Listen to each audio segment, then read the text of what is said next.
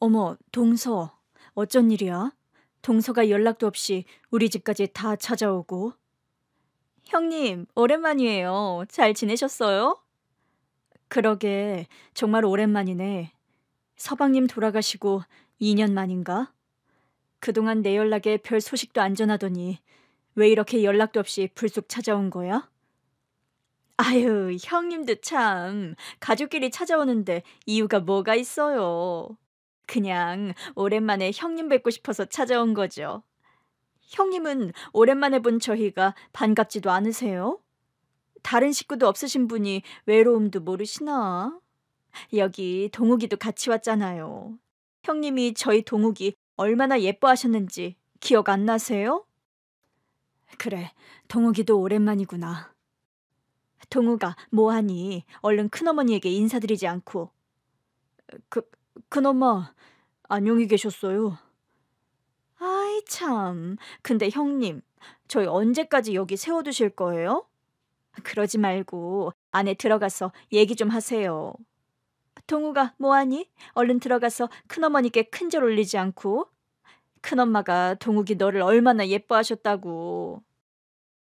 어느 날 갑자기 동서가 저희 집을 찾아왔습니다. 시동생이 죽고 연락이 없던 동서였기에 저는 동서의 오랜만의 방문이 얼떨떨할 따름이었죠. 원래도 조금 여우 같은 구석이 있던 동서였기에 그런 동서가 괜한 일로 찾아왔을 거라 생각하지 않았던 저는 동서가 찾아온 진짜 이유가 궁금했습니다. 그런데 동서는 별말도 안 하고 능청스럽게 웃으며 집으로 들어오려 하더라고요. 문을 열어주지도 않았는데 제가 먼저 권하기도 전에 이미 자연스럽게 거실로 들어선 상태였어요. 조카도 어색하게 제 눈치를 보며 따라 들어오더라고요. 그렇게 저는 오랜만에 만난 동서와 시조카를 집으로 들일 수밖에 없었습니다. 저도 기껏 찾아왔다는 가족을 문전박대할 만큼 모진 성격은 아니었지만 10수년간 저 혼자 지내던 작은 집 안에 다른 사람이 들어오니 불편한 건지 어색한 건지 영 낯설게 느껴지더라고요. 그래도 이왕 온 사람들에게 손님 대접은 해야겠다는 생각에 저는 급하게 동서와 조카에게 차와 간식을 꺼내주었습니다. 이 정도면 동서도 본론을 꺼낼 때가 되었는데 하지만 동서는 차가 맛있다느니 하는 쓸데없는 소리만 할 뿐 먼저 얘기를 시작하지 않더라고요. 그래, 동서. 이제 말 좀 해봐. 갑자기 우리 집엔 무슨 일이야? 아유, 우리 형님 성격도 급하시네. 그냥 형님 혼자 지내시는 거 아니까 적적하실까 봐 인사차 찾아온 거죠. 내가 동서를 몰라? 동서가 오랜만에 우리 집까지 그냥 왔을 리는 없을 거라는 거 나도 알아. 괜히 사람 긴장하게 하지 말고 그냥 무슨 일인지 속 시원히 말해봐. 역시 우리 형님은 다르시네. 사업하시는 분이라 그러신지 시원시원하시네요. 아이, 그러시다면 저도 그냥 편하게 말씀드려야겠네요. 그러자 동서는 기다렸다는 듯이 가방에서 서류를 꺼내며 말했습니다.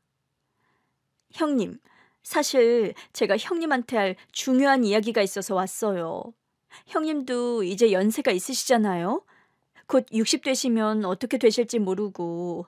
아무튼 형님이 혼자 계신데 혹시라도 나중에 몸이라도 불편해지시면 어쩌나 싶어서 제가 걱정이 되어서요. 갑자기 나이 얘기를 꺼내고 이상한 소리를 하는 동서의 말에 황당했던 저는 들고 있던 찻잔을 내려놓고 서류를 바라보았습니다.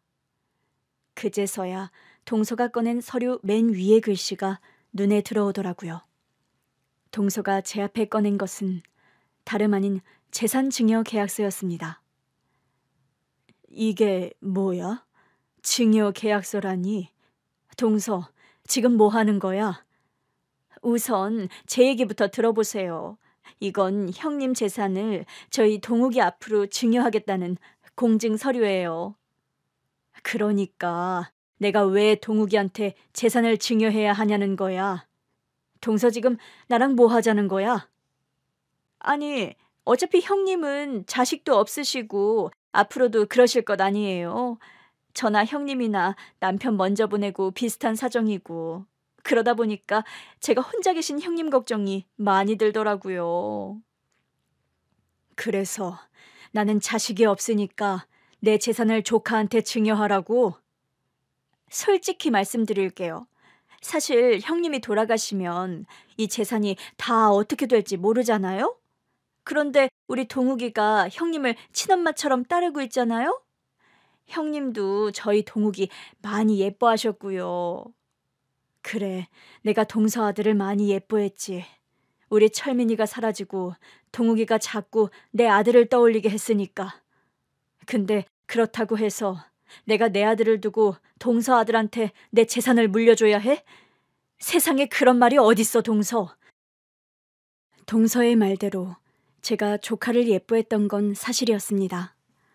오래전 제 아들 철민이를 잃어버리고 비슷한 터울의 시조카가 제 아들의 빈자리를 조금이나마 채워주는 것 같았거든요. 그렇다고 그 아이에게 자식 도리 같은 걸 바란 적도 없고 제 아들과 동일시한 적은 없었지만 저도 어려운 동서의 사정을 생각해서 제 옆에 없는 아들 대신 조카를 챙겨주고 했어요. 그 아이의 학비며 용돈이며 첫 해외여행 경비도 전부 제가 대주었거든요. 그런데 그걸 고마워하기는커녕 이제 와서 제 재산까지 조카에게 증여를 해달라니 뻔뻔한 동서의 요구에 저는 기가 막힐 따름이었습니다. 형님, 화내지 말고 진지하게 생각해 보세요. 이제 형님한테 누가 남아있나요? 형님이 이제 와서 돌아가신 아주버님 대신 다른 남자를 만나실 것도 아니고 그 나이에 자식을 낳을 수 있는 것도 아니잖아요. 형님한테 가족이라고는 이제 저랑 동욱이뿐 아닌가요? 그렇다고 내 아들 몫을 탐내면 안 되지. 내가 열심히 일한 건 전부 우리 아들 철민이를 위해서야. 철민이가 돌아올 때 물려주려고 모아둔 재산을 전부 동욱이한테 넘기라니 그게 말이나 되는 말이야? 그럼 우리 철민이는? 형님, 철민이 잃어버린 지가 벌써 15년이에요. 그동안 철민이 소식이나 한번 들어보셨어요? 그렇게 전국을 뒤지고 찾아다녔는데도 안 나타난 거 보면 앞으로도 영영 돌아올 일 없다는 말이잖아요. 그런데도 형님은 여태 미련하게 고집을 부리고 계시네요. 동서가 뭘 바라고 그런 소리 하는지는 알겠는데 난 포기 안 해. 나는 끝까지 내 아들을 찾을 거야. 그리고 내 아들 철민이한테 내가 가진 모든 걸 물려줄 생각이야. 그만 좀 하세요, 형님. 왜 자꾸 안 될 일에 매달리세요? 형님, 이제 예전의 젊은 시절을 생각하시면 안 돼요. 앞으로는 아프고 힘든 일만 남으셨을 텐데 계속 그렇게 답답하게 사실 거예요? 그러지 말고 이제라도 저희 동욱이 자식으로 받아주세요. 그럼 얘가 형님 친어머니처럼 평생 모실 거라고요. 동욱이가 고하면 몰라도 동서도 뻔히 살아있는데 자기 자식을 남의 집 자식으로 밀어넣으려는 거야? 동서, 아무리 돈이 좋아도 그렇지 이건 아니지. 저희가 형님을 걱정해서 그러는 거죠. 형님 챙겨드리고 싶어서 이러는 거 정말 모르시겠어요? 맞아요, 큰엄마. 이제 저만 믿으세요. 제가 큰엄마 끝까지 모실 거라니까요. 솔직히 철민이가 살아 돌아올 가능성이 있을까요? 괜히 헛된 기대하지 마시고 큰엄마도 이제 포기하세요. 큰엄마가 저한테 해주신 만큼 제가 꼭 보답할게요. 사실 제가 작은 사업을 구상 중인데요. 큰엄마가 저한테 미리 증여해 주시면 아주 좋을 것 같거든요. 동욱이 얘가 형님을 닮았는지 사업 수완이 꽤 있어 보여요. 그러니까 형님, 썩은 동아줄 잡지 말고 우리 동욱이한테 잘해주세요. 얘가 앞으로 형님 남은 인생 책임져줄 황금줄이라니까요. 저는 동서의 말을 들으며 심장이 철렁 내려앉았습니다. 제가 설령 아들을 잃어버리고 못 찾고 있기로서니 제 아들이 살아있을 가능성을 단칼에 잘라버리는 게 황당하더라고요. 대체 뭘 믿고 저런 소리를 함부로 하는지, 같은 자식을 가진 입장에 자식 잃은 내 사정을 나몰라라 하는 동서가 야속했습니다. 그래도 한때 귀여워했던 조카는 다를까 싶었는데 제 엄마를 따라온 20대 조카까지 자기 엄마 편을 들며 저를 배신하더라고요. 결국 저보다 제 돈이 탐이 나는 거겠죠. 제가 그 돈을 벌기 위해 얼마나 가진 고생을 했는지는 알지도 못하면서 말이에요. 저는 오래전 동대문 신발 도매시장에서 남편과 함께 신발 장사를 시작했었습니다. 먹고 살기 힘든 시절이다 보니 돈이 되는 일을 찾다가 신발 도매 일을 하게 되었는데, 당시 신혼이던 저희는 그런 신혼 기간을 제대로 누릴 겨를도 없이 열심히 일을 해야만 했어요. 그때는 남편과 매일 새벽마다 같이 신발을 팔던 게 추억의 전부였죠. 지금이야 웃으며 얘기할 정도지만 당시에는 무척 힘들었던 기억이 있어요. 초기에는 자본도 부족하고 장사 경험도 없어 하루하루가 고난의 연속이었었거든요. 저와 남편은 날마다 새벽같이 시장에 나가서 매번 무거운 신발 상자를 날라야 했습니다. 그러다 보면 겨울이면 손이 얼어붙고 여름이면 땀에 젖어 하루 종일 축축한 옷을 입고 있어야 할 때도 있었죠. 게다가 그때는 남의 가게에 세를 주고 일을 할 때라 더 힘들 수밖에 없었어요. 저희 부부는 매일같이 남들보다 더 일찍 나와 가게를 정리하고 비가 오나 눈이 오나 하루도 빠짐없이 일을 나가곤 했습니다. 남들이 다 쉬는 날이라 영 허탕을 치는 날이 있을지라도 신발 한 켤레라도 팔고 오자는 생각에 늘 무거운 몸을 움직이곤 했죠. 당시에는 현금 거래가 많았고 칼같이만 할 수도 없는 것이 장사이다 보니 어쩔 때는 바라지 않게 종종 돈을 떼이는 일들도 있었어요. 한 번은 지방에서 물건을 떼어오던 중 예상치 못하게 큰 손실을 본 적이 있었죠. 그 공장이 멀기는 했지만 품질도 좋고 가격도 좋아서 저희가 자주 거래하던 곳이었는데, 워낙에 믿었던 거래처였다 보니 어느 순간부터는 직접 물건을 보지 않고도 거래를 하곤 했어요. 바쁜 저희가 매번 지방에 왔다 갔다 하기가 힘들었고, 여러 번 거래하던 집이다 보니 그냥 공장을 믿고 보지도 않고 신상품을 매입하기도 했죠. 그런데 그 믿었던 공장에서 저희 뒤통수를 치더라고요. 없어서 못 파는 신상품이라며 애써 저희를 생각해주는 척 거래를 요구하더니 정작 보낸 것은 차마 매대에 올릴 수도 없는 저품질의 신발이었습니다. 대충 봐도 어디 중국 공장에서 저가로 떼어온 싸구려 물건들인 것 같더라고요. 하지만 저희가 그런 걸 제대로 확인할 방법이 없었고 이미 그 거래처를 믿고 돈을 전부 지급한 뒤였습니다. 화가 난 저희는 당연히 반품을 요구했지만 연락이 두절되었고 우리는 울며 겨자 먹기로 손해를 감수해야만 했죠. 그렇게 그때의 일로 크게 느끼는 바가 있었던 저희는 다른 대책을 세우기로 했어요. 남의 공장에 의지하기보다 직접 공장을 지어야겠다 생각했던 거죠. 하지만 공장을 세우기까지 과정은 더 험난했습니다. 다들 그렇게 하듯 저희도 대출을 받아 공장을 세우려 했지만 은행에서는 담보가 부족하다며 거절하기 일쑤였어요. 그렇게 큰 돈이 아니었는데도 시장 도매상에게는 돈을 빌려주기 어렵다는 은행의 말에 결국 저희는 주변 지인들에게 아름아름 돈을 빌려 가까스로 작은 공장을 마련할 수 있었습니다. 하지만 그것이 끝이 아니었죠. 신발 만드는 기계를 사들이고 직원들을 고용하고 원자재를 확보하는 것까지 모든 것이 전부 돈이었습니다. 준비 단계라 들어오는 돈은 없고 나가는 돈만 생기다 보니 포기하고 싶을 적도 있었죠. 하지만 저희는 포기하지 않았습니다. 이게 처음이자 마지막 기회라 생각한 저희 부부는 월급을 몇 개월 동안 받지 못하고 오로지 공장 운영에만 집중했습니다. 그렇게 가까스로 공장을 가동시킨 뒤에는 하루도 허투루 쉬는 일이 없었죠. 하루라도 기계를 세우면 그날 생산량이 줄어들고 낭비라는 생각에 저와 남편은 숙식을 공장에서 해결해가며 거의 공장에서 살다시피 했습니다. 직원들이 쉬는 휴일에도 공장에 나와 신발을 만들었고 어떻게든 좋은 디자인을 만들겠다는 생각에 길에 다닐 때는 사람들 발만 보고 다닐 정도였어요. 그렇게 하다 보니 결국 노력의 결실을 얻는 것인지 그때부터 저희의 사정도 점점 나아지기 시작했습니다. 그렇게 남편과 결혼한 지 5년 만에 저희 부부의 신발 공장은 자리를 잡았고 겨우 숨 좀 돌릴 그 틈에 저는 바라던 아이를 가질 수 있게 되었어요. 비슷한 시기에 결혼했던 다른 친구들은 전부 아이가 둘, 셋인데 비해서 그동안 일만 하느라 너무 고생해서 몸이 안 좋았던 건지 기다리고 있는데도 아이가 생기지 않았어요. 아니, 이전까지는 아이를 가질 여유도 없었겠지만 어쨌든 사업이 조금 풀리면서 저희에게도 행복이 찾아와 주었습니다. 여보, 고생했어.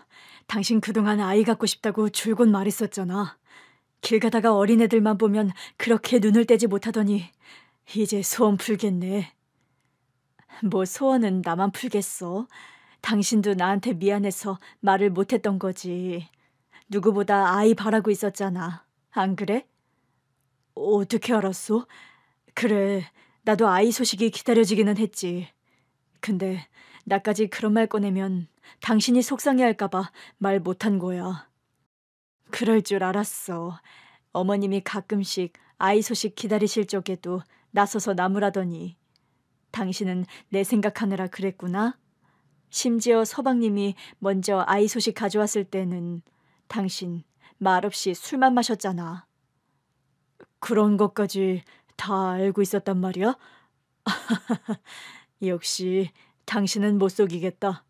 당신한테는 숨기고 싶었는데 말이야. 그럼 우리가 남도 아니고 부부인데 내가 당신 속을 왜 몰라? 그래도 이제 이렇게 우리한테도 아이가 찾아와 줬으니 우리도 고생 끝난 거야.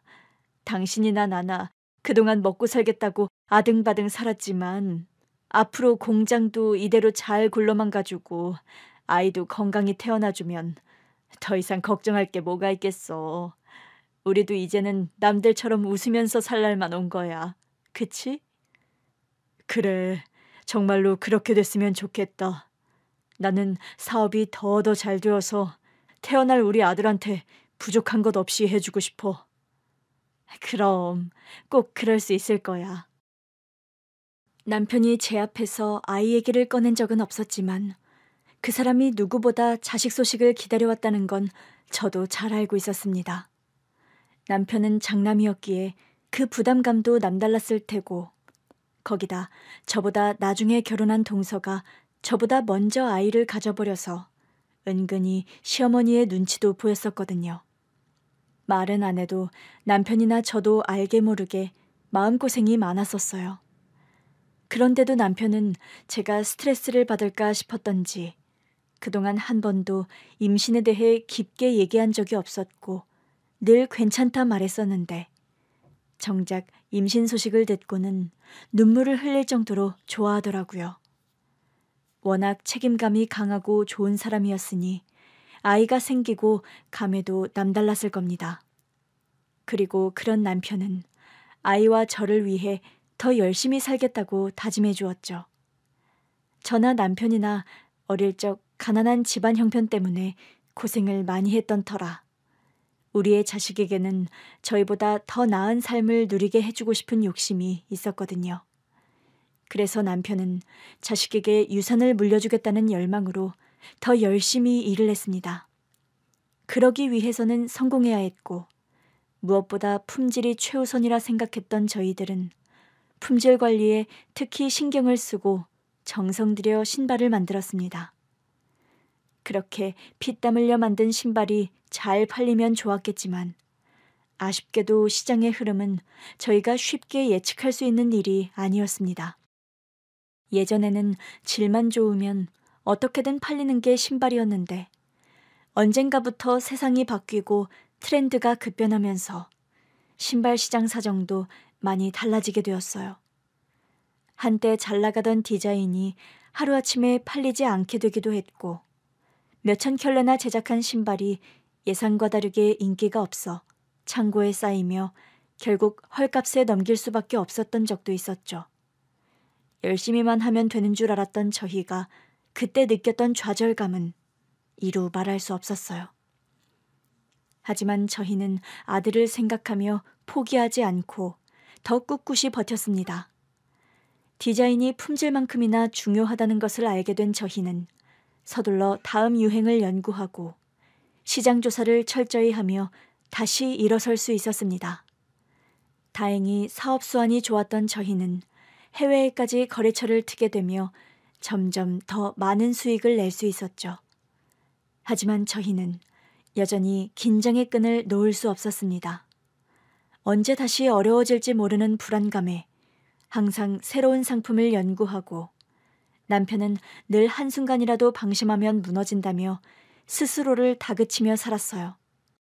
그리고 그렇게 악착같이 버틴 덕분에 정말로 성공에 가까워질 수 있었죠. 공장을 운영하고 몇 년 뒤에 저희는 세를 내던 공장 부지를 직접 사들일 수 있었고 나머지 여윳돈으로는 번듯한 건물까지 올릴 수 있었습니다.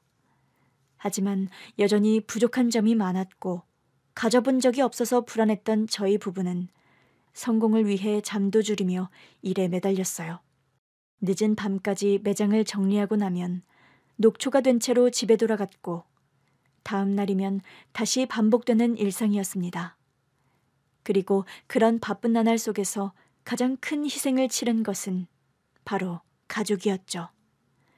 아들을 위해 누구보다 열심히 살기로 다짐했던 것이 되려 아이를 힘들게 할 줄은 몰랐거든요. 엄마, 오늘 일 안 나가면 안 돼? 우리 철민이가 또 왜 그러지? 엄마가 떼쓰지 말라고 했는데. 그래도 나 엄마 아빠랑 놀고 싶은데 하루만 공장 안 가면 안 돼? 오호, 심철민. 아빠가 뭐라고 그랬지? 엄마 아빠가 누구 때문에 열심히 사는 거라고? 나 때문에 나한테 좋은 것 많이 해주고 싶어서. 그런데 철민이 네가 엄마 아빠한테 그렇게 어리광 부르면 되겠어? 그래, 철민아. 엄마 아빠는 전부 너를 위해서 일하는 거야. 우리 철민이는 나중에 고생 모르고 컸으면 좋겠어서. 그렇게 엄마 아빠가 돈 벌어서 철민이 변신 로봇도 사주고 과자도 사주는 거지? 네. 그래, 철민이 너도 이제 7살이니까 마냥 어리광 부릴 나이 아니다. 내년에 학교 들어갈 녀석이 그러면 되겠어? 그래도 나 엄마 아빠랑 놀고 싶은데. 미안해, 철민아. 엄마랑 아빠도 철민이랑 놀아주고 싶은데 지금 한창 바쁠 시기라서 여유가 없네. 그러지 말고 이번에 바쁜 일 끝나고 나면 다 같이 소풍이라도 가자, 응? 정말이에요? 정말 소풍가요? 그래, 우리 철민이 할머니랑 엄마 아빠랑 다 같이 소풍 가고 싶어 했잖아. 맛있는 도시락 싸서 아빠 차 타고 바다 보러 가자. 그럼 너무 좋겠지? 와, 진짜 너무 좋아요. 그러니까 당분간만 좀 참아줘, 철민아. 우리가 열심히 사는 건 다 우리 아들 때문인데 네가 이해를 해줘야지. 미안해, 철민아. 하지만 엄마 아빠는 언제나 너를 사랑하는 거 잊지 말아야 해. 하루 종일 신발과 씨름하며 살다 보니 아들과 함께하는 시간이 점점 줄어들었고 어느새 아이는 저희와 함께하는 것보다 집 앞 골목에서 혼자 노는 것이 더 익숙한 아이가 되어 있었습니다.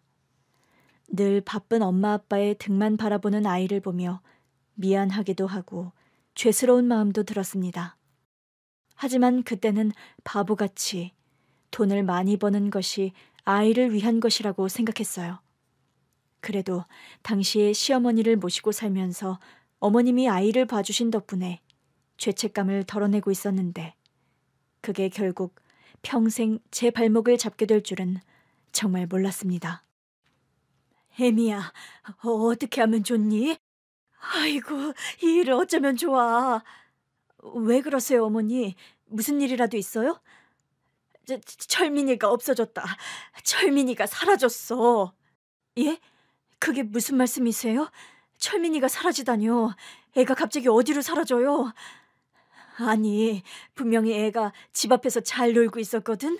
잘 놀고 있기에 내가 잠깐 슈퍼에 다녀왔는데 갔다 와 보니까 애가 없지 뭐니. 정말 짧은 시간이었어. 20분도 안 되는 사이에 애가 어디를 갔을까? 그게 무슨, 우리 철민이가 어른들한테 말없이 어디 가래가 아닌데. 어머니, 경찰에 신고는 하셨어요? 아니, 너무 놀라서 일단 너희들한테 연락했지.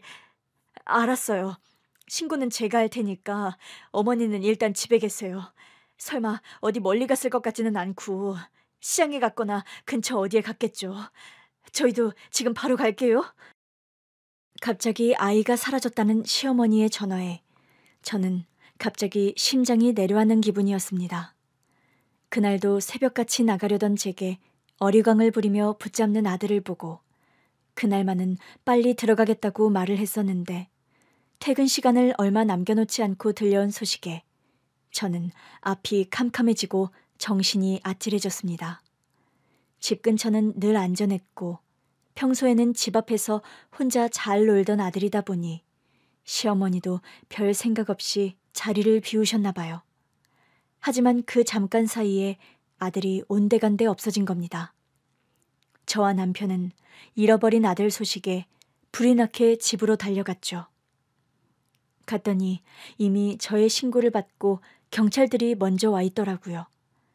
어머니는 경찰들을 붙잡고 손자를 찾아달라 울부짖고 있었고 저와 남편은 동네를 뛰어다니며 아들이 갈 만한 곳을 찾아다녔습니다.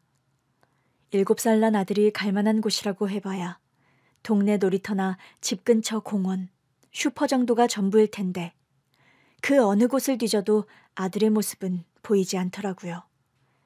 평소 같이 어울려 놀던 아이들을 찾아가 물어도 저희 아들을 봤다고 하는 아이는 아무도 없었습니다. 그러자 금방 찾을 거라는 예상과 달리 갑자기 느껴본 적 없던 불안감이 몰려들었어요. 혹시 우리 철민이 못 보셨나요? 아니요, 못 봤는데. 왜 그래요? 철민이가 없어졌어요? 예, 집 앞에서 놀고 있었는데 잠깐 사이에 사라진 모양이에요. 어디 슈퍼라도 간 거 아니에요? 이 동네에서 애를 잃어버릴 일은 없을 텐데. 이미 슈퍼랑 놀이터랑 다 찾아봤는데 아무 데도 없더라고요. 아이고, 저런. 근데 너무 걱정하지 말아요. 애가 가면 뭐 어딜 갔겠어. 해지면 무서워서 집에 금방 돌아올 거예요. 동네에 저희 아들의 행방을 알 만한 사람들을 찾아다니며 수소문했지만 누구도 아이가 어디 갔는지 알지 못했습니다. 저와 남편이 길거리를 헤매며 목이 터져라 아들을 불렀지만 대답은 돌아오지 않았죠. 그렇게 그날 이후 저와 남편은 공장문도 닫고 아들을 찾아다녔습니다. 아들을 걱정하며 하루도 쉬지 않고 아들을 찾아다녔죠. 사진을 들고 전단지를 돌리고 방송국에도 연락해 도움을 청해봤지만 아들은 어디에도 없었습니다. 어딘가에서 저희 아들과 닮았다는 소식에 전국 팔도를 뒤지고 쫓아다니는 일들의 연속이었고 매번 가슴이 내려앉는 순간이 반복되었습니다. 철민아, 대체 어디 있는 거야? 여보, 진정해. 울지 말고 기운 차려야지. 우리 철민이 잘 있을 거야. 그럼 무책임한 말이 어딨어. 애가 어디서 뭐하고 있는지도 모르는데 당신은 걱정도 안 돼? 그렇다고 당신이 이렇게 힘들어하는 건 아무 소용 없잖아. 이러다가 당신이 먼저 쓰러지겠다고. 제발 밥 좀 먹고 잠 좀 자. 당신 지금 당장이라도 쓰러질 것 같아. 우리 아들은 밥을 먹었을지 춥지는 않은지 아무것도 모르는데 내가 어떻게 밥을 먹어. 지금도 우리 철민이가 엄마 아빠를 기다리고 있을 텐데 내가 어떻게 그냥 가만히 있을 수가 있어. 여보, 나 아무래도 나가봐야겠어. 나가서 철민이 한 번이라도 더 찾아봐야지. 경찰에서도 노력하고 있다잖아. 경찰들도 찾고 있는데 당신이 너무 그럴 필요 없어. 여보, 이러다가 우리가 먼저 지쳐. 이렇게 하면 몸이 버티지 못한다고. 아니야, 우리 아들이 어딘가에서 엄마를 기다리고 있을 건데 가만히 있다가는 내가 미쳐버릴 것 같단 말이야. 아들의 뒷모습조차 만날 수 없었던 저는 반쯤 미친 것처럼 한밤중에도 아들을 찾으러 다녔어요. 길거리의 노숙자들에게도 물어봤고 경찰서에 수십 번 찾아갔죠. 경찰은 열심히 찾고 있으니 조금 더 기다려보자고만 했고 저는 가만히 있지 못하고 아등바등이었습니다. 남편이 점점 야위어가는 저를 붙잡고 이러다 제가 먼저 잘못될 것 같다며 저를 말렸지만 저는 잃어버린 아들 걱정에 밤잠을 이룰 수 없었어요. 하지만 시간이 흐를수록 아들을 찾을 수 있을 거라는 기대와 달리 희망은 점점 사라져갔어요. 사람들은 남의 일에 쉽게 관심을 잃어갔고 경찰도 별다른 단서는 없다는 말만 반복했죠.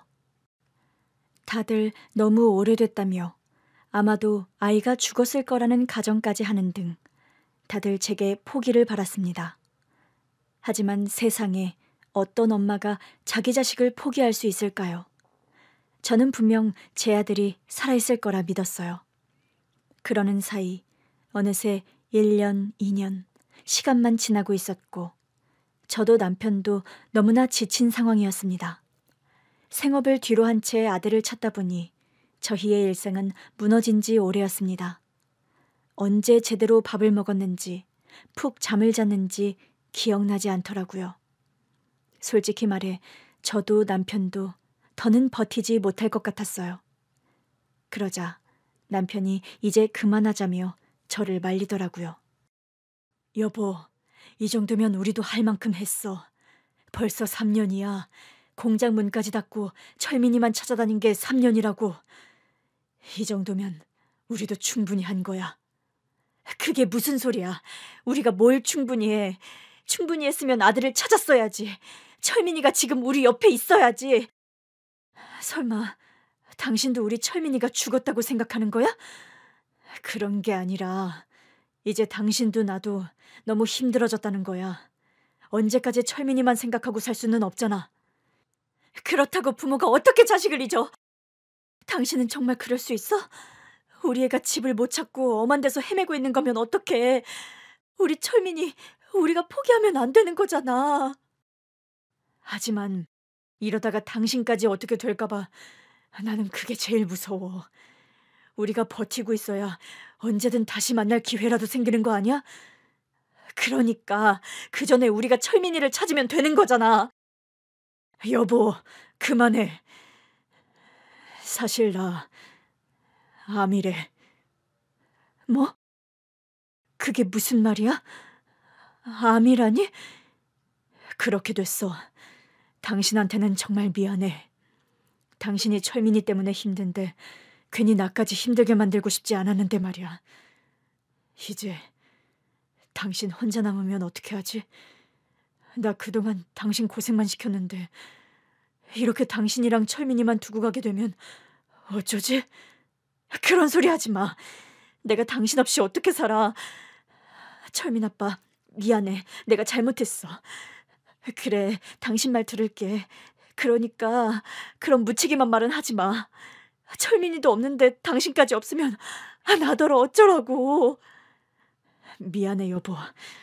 그치만 나 없다고 너무 속상해하지 말고 당신은 꼭 철민이 찾아서 행복해져. 남편은 끝내 그 충격을 이기지 못하고 병을 얻고 말았습니다. 아들을 잃은 것도 모자라서 남편이 암에 걸리게 되며 저의 인생은 점점 더 나락으로 떨어지고 말았죠.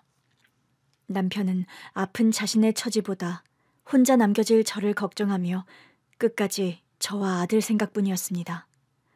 그런 남편이 오래도록 제 곁에 있어줬으면 바랐지만 몇 년 후 남편은 암 투병 끝에 결국 제 곁을 떠나고 말았어요.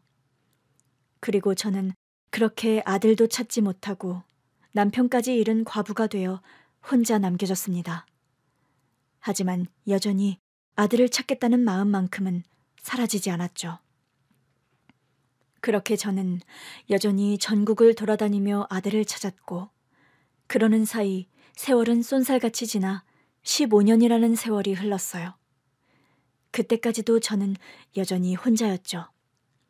남편을 떠나보내고 홀로 아들을 찾기 위해 매달렸던 저였지만 세월이 지나며 저에게 있던 희망도 점점 희미해져 갈 수밖에 없었습니다. 그랬던 제가 버틸 수 있었던 건 그래도 언젠가는 아들이 저를 찾아올 거라는 기대 때문이었어요. 아들을 위해서 열심히 살았던 저희 부부였기에 남편이 떠난 뒤에 저는 아들을 만날 날을 기다리며 다시 장사를 시작했습니다. 몇 년간 문 닫아 두었던 신발 공장을 다시 가동하고 흩어졌던 직원들을 불러 모아 예전처럼 사업을 다시 일으켜보려 했죠.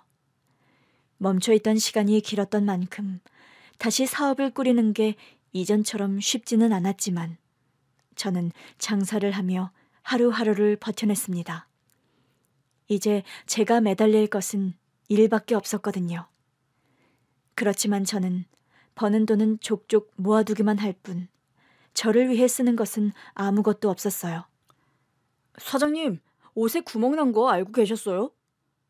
아유, 그러네. 내가 꼬맨다고 해놓고 까먹었었나 보다. 예? 그걸 꼬매서 입으신다고요? 아니, 사장님, 돈도 잘 버시면서 새 옷 좀 사 입으시죠. 뭐 한다고 그걸 꿰어서 입으세요? 조금 손보면 멀쩡한데 무슨 새 옷을 사. 됐어. 나중에 시간 날 때 손보면 돼. 이 옷 내가 10년 입었지만 아직 10년은 더 입을 수 있어. 사장님도 참, 돈도 없지 않으신 분이 왜 매번 그렇게 본인에게는 인색하세요? 그 돈 다 벌어서 어디다 쓰시려고 그러세요? 어디다 쓰긴. 나중에 우리 아들 주려고 그러지. 내가 열심히 일하는 이유는 우리 아들 때문이야. 내 실수로 잃어버리는 바람에 여태 만나지도 못하고 그 애가 어디서 어떤 고생을 하고 있는 줄도 모르는데 내가 나중에 우리 아들한테 뭐라도 선물은 해줘야 하지 않겠어? 사장님, 아드님 잃어버리신 지가 벌써 10년도 한참 지났다면서요. 그런데도 아직 포기가 안 되셨어요? 포기는 무슨 포기. 내가 기력이 없어서 이러고 있지만 언젠가는 꼭 우리 아들 찾을 거야. 그게 우리 남편이 나한테 남긴 마지막 유언이었고 내 평생의 소망인데 내가 그걸 어떻게 포기하겠어.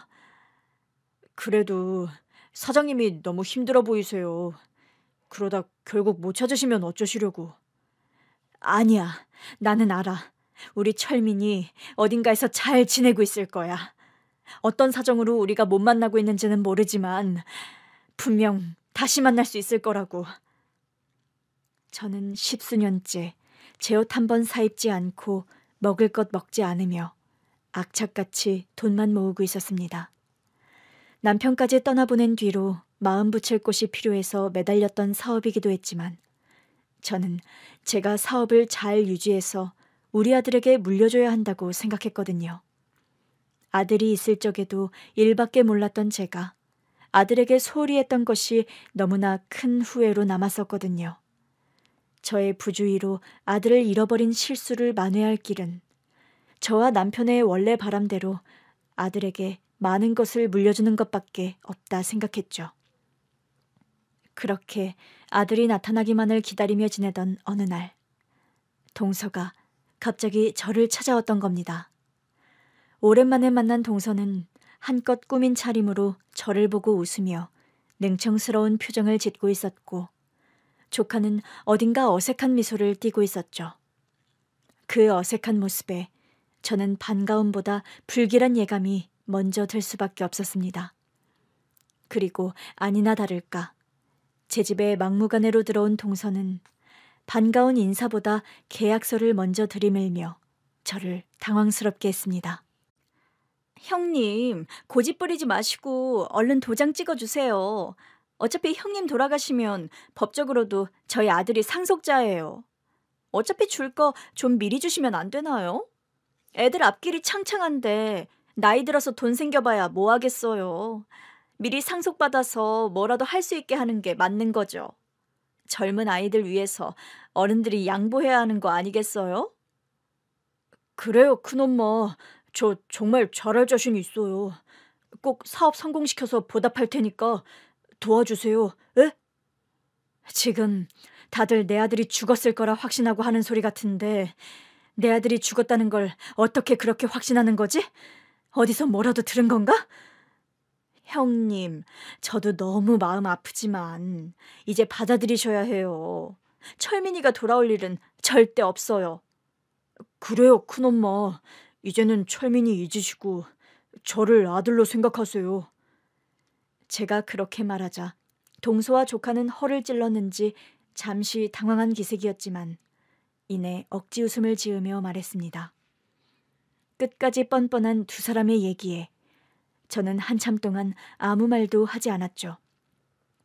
그러자 뭔가 찔리는 게 있는 건지 조카는 차마 제 눈을 마주치지 못하고 고개를 숙이고 있었어요. 한때는 정말 예뻐했던 아이였고 잃어버린 아들 대신 제 마음을 채워주던 고마운 존재였는데 그런 아이가 나를 돈으로만 본다는 게 너무 가슴 아팠습니다. 그리고 바로 순간 안방문이 열리며 한 청년이 나오자 순간 거실에 있던 동서와 조카의 얼굴이 굳어버렸습니다. 엄마, 철민아, 안에서 쉬고 있지 뭐하러 나왔어. 그만하세요. 저 사람들 내보내세요. 엄마가 괜히 시간 버리면서 저런 얘기 듣고 계실 이유 없잖아요. 철민이라뇨? 형님, 이거 장난이죠? 이게 무슨... 다들 많이 놀란 모양이야. 왜, 못 볼 사람이라도 본 거야? 다들 인사해. 우리 아들 철민이야. 동욱이 너는 너무 어릴 때라 기억이 안 날지도 모르겠는데 그래도 동서는 기억나지? 우리 철민이 모습이 어릴 적이랑 너무 똑같이 지 아빠를 닮았으니까 말이야. 어머, 형님. 철민이 찾으셨어요? 근데 왜 저희한테 말씀을 안 하셨어요? 저는 그것도 모르고 괜히 형님한테 증여 같은 소리를 꺼냈네요. 미리 말씀 좀 해주시죠. 그래? 나는 동서가 다 알고도 그러는 줄 알았지. 무슨 말씀이세요? 저희가 어떻게 알아요? 그치, 동우가? 그래요, 큰엄마. 저희는 정말 몰랐어요. 세상에, 제 사촌을 찾다니 정말 다행이에요. 축하드려요, 큰엄마. 안방에서 제 아들이 나오는 걸 보고 분명 알아봤으면서도 동서와 조카는 끝까지 아무것도 몰랐다는 듯 시치미를 떼고 있었습니다. 하지만 어지럽게 흔들리는 동공과 제 아들의 시선을 피하려는 그 모습에 저는 그들이 제 아들의 정체를 이미 알고 있다는 걸 확신할 수 있었죠. 우리 철민이한테 듣기로는 둘이 이미 만난 적이 있다던데 기억 안 나, 동서? 예? 그게 무슨 소리예요? 제가 철민이를 어디서 만나요? 그랬으면 곧장 형님한테 말씀드렸겠죠. 그러게, 나도 그럴 줄 알고 있었는데 말이야. 내가 우리 아들을 얼마나 찾아 헤맸는지 누구보다 잘 아는 동서였으니 당연히 그럴 줄 알았어. 그런데 동서가 집까지 찾아왔던 철민이를 모른 척 했다던데.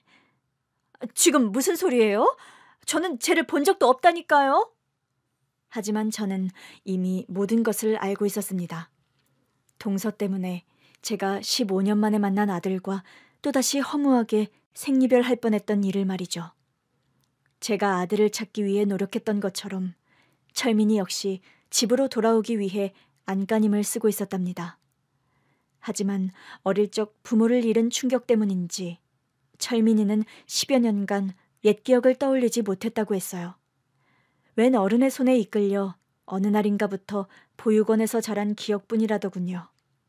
그렇게 고아로 살던 철민이는 어릴 적 기억을 잃은 것이 답답했는지 성인이 된 후로 기억을 되찾기 위해 많은 방법을 썼다고 했습니다. 그러다 최면 치료까지 받게 되었고 여러 번의 최면 치료 끝에 어릴 적 저희가 다 같이 살던 집을 기억해낼 수 있었다고 했어요. 결국 아들은 오래전 기억을 더듬어 예전 집으로 찾아갔고 거기서 제 동서를 만났습니다. 그 집은 원래 저희 시댁이었었거든요. 신발 사업이 잘 풀리면서 저희가 시어머니에게 새 집을 사드렸는데 제가 철민이를 낳고 바쁜 와중에 시어머니가 아이를 봐주기로 하시면서 저희가 시어머니를 모시며 같이 그 집에서 지내고 있었어요. 어른들이 없는 사이 아들이 집 앞에서 놀다가 사라졌던 곳이 바로 그 집이었던 거죠. 그러다 철민이를 잃어버리고 저희 부부가 아들을 찾아 돌아다니는 사이 노환으로 고생하시는 시어머니를 모시겠다며 동서가 그 집에 들어가게 되었고, 시어머니가 돌아가신 뒤에도 동서네가 계속 그 집에서 지내고 있었어요. 사실 저희가 어머니에게 사들인 집이었으니 다시 돌려받는 게 맞는 거지만, 달리 갈 곳이 없는 어려운 동선의 사정을 생각해서 저희가 배려를 해주었던 거죠. 그런데 저에게 그런 배려를 받고도 동서는 어렵게 집을 찾아온 제 자식을 나몰라라 했던 겁니다. 분명 제 아들을 알아봤으면서도 모른 척 했다더라고요. 누구세요? 저 혹시 여기 예전에 살던 분 계신가요? 왜요? 무슨 일인데요? 제가 이 집을 찾고 있었거든요. 여기가 제가 예전에 살던 집이었던 것 같은데 혹시 여기 사셨던 분에 대해 아시나요? 글쎄, 나는 전혀 모르겠는데? 듣기로는 집주인이 바뀌지는 않았다던데 여기 이 집에서 아들을 잃어버린 가족에 대해 모르시나요? 저를 모르시겠어요? 모른다니까? 아무래도 잘못 찾아왔나 보네. 여긴 그런 사람 없어요. 상관없는 사람 괴롭히지 말고 빨리 가봐요. 한 번만 다시 봐주세요. 제가 기억이 없어서 그러는데 정말 저 모르시겠어요? 모른다는데 몇 번을 물어봐? 괜히 쓸데없는 일로 귀찮게 하지 말고 가! 다시는 오지 마! 자신을 모른다고 하는 동서의 얼굴에서 철민이는 뭔가 수상한 낌새를 느꼈다고 했습니다. 동서가 제 아들을 쳐다봤던 그 순간 분명 아는 사람을 만난 듯 깜짝 놀라고 당황한 표정을 지었다고 하더라고요. 하지만 기억이 온전치 않았던 아들은 동서가 누구인지도 몰라서 제대로 따져 물을 수가 없었어요. 그래도 뭔가 있다는 생각에 동서에게 매달려 보려 했지만 동서가 끝까지 시선을 피하며 제 아들을 모른다며 문전박대했다고 했습니다. 그런데 동서가 문을 닫고 들어간 순간 갑자기 어릴 적 기억이 물밀듯 밀려오게 됐다고 하더라고요. 작은 엄마가 저를 모른 척하고 돌아선 그 순간 다행히 제 옛 기억이 되돌아왔습니다. 제 이름이 뭐였는지, 어머니 아버지 성함이 뭐였는지 전부 다 기억나고 말았거든요. 아마도 어릴 적에 봤었던 작은 엄마의 얼굴을 다시 보게 된 덕분인 것 같아요. 그래, 동서 덕분에 우리 철민이가 잃어버린 기억을 다시 되찾았지 뭐야. 덕분에 우리 아들이 내 이름을 알고 나를 찾아올 수 있었어. 그리고 그 사이 동서가 내 아들을 끝까지 모른 척했다는 것도 알게 됐지.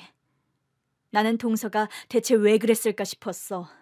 남편을 똑 닮은 우리 아들을 동서가 못 알아봤을 리 없는데 분명 우리 아들일 거라 생각했으면서 왜 그렇게 모른 척하고 문전박대했는지 이해가 안 됐거든. 근데 동서가 오늘 나를 찾아온 걸 보니 모든 걸 알겠네. 형님, 오해세요. 저는 정말로 철민인 줄 몰랐어요. 그냥 웬 잡상인인 줄 알았죠. 아니, 동서는 알고 있었어. 그랬으니 이렇게 급하게 계약서를 들고 나를 찾아왔겠지. 철민이가 살아있다는 걸 알고 내가 철민이를 만나기 전에 내 재산을 훔치려고 했던 거 아니야? 그래서 내가 베푼 은혜를 악용해서 조카를 앞세워 저런 헛짓거리를 계획했던 거겠지. 나는 그런 동서가 너무 뻔뻔하고 배은망덕하다 생각해. 내가 동서한테 얼마나 잘해줬는데 어떻게 나한테 그럴 수가 있어.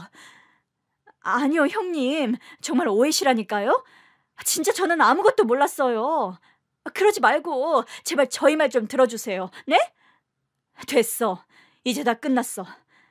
동서가 욕심은 많아도 정은 있는 사람인 줄 알았는데 이제서야 내가 동서의 진심을 알게 됐네.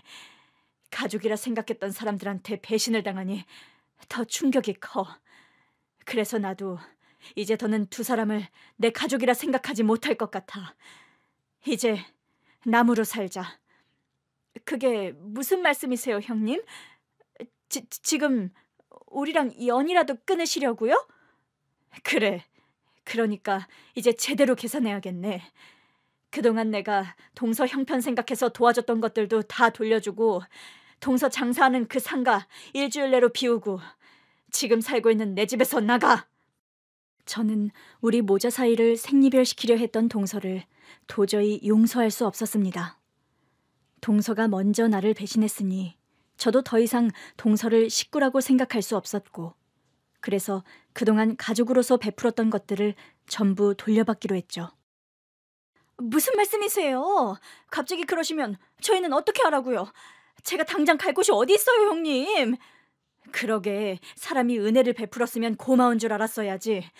어떻게 은혜도 모르고 그런 짓을 할 수 있어? 동서가 모른 척하는 바람에 내가 또다시 철민이와 생리별할 뻔했어. 그런데도 내가 동서를 용서해야 해? 어머니도 돌아가셨고 내 남편도 떠난 마당에 내가 나를 배신한 동서를 품어줘야 할 이유가 없다고 생각되는데, 그러니까 이제 다시는 내 앞에 나타나지 마. 저는 그렇게 동서를 내쫓으며 인연을 끊어냈습니다. 그동안 동서와 조카에게 선의로 내어주었던 것들을 돌려받고 절연을 선택했죠. 그리고 어렵게 되찾은 제 아들과 함께 새로운 삶을 시작하기로 했습니다. 그동안 얼마나 이 순간을 기다리고 그려왔는지 저는 아들과 마주 앉은 순간이 마치 꿈만 같았어요. 철민아, 밥 먹자. 와, 된장찌개네요? 엄마, 예전에도 저한테 이렇게 자주 끓여주셨죠? 기억나니? 그래, 네가 어릴 때 제일 좋아하던 음식이야. 맞아요, 이 맛이었어요. 이 맛이 너무 그리웠어요. 네가 이걸 기억한다니 다행이다. 항상 우리 아들한테 밥 한 끼 차려주는 게 소원이었는데 이제 엄마는 더 소원이 없을 것 같아. 철민이가 저를 다시 찾아온 후 우리는 함께 조용하지만 따뜻한 나날을 보냈습니다. 15년이라는 시간이 우리를 갈라놓았지만 다시 만난 이후 우리는 서로를 알아가며 잃어버린 세월을 채워갔죠.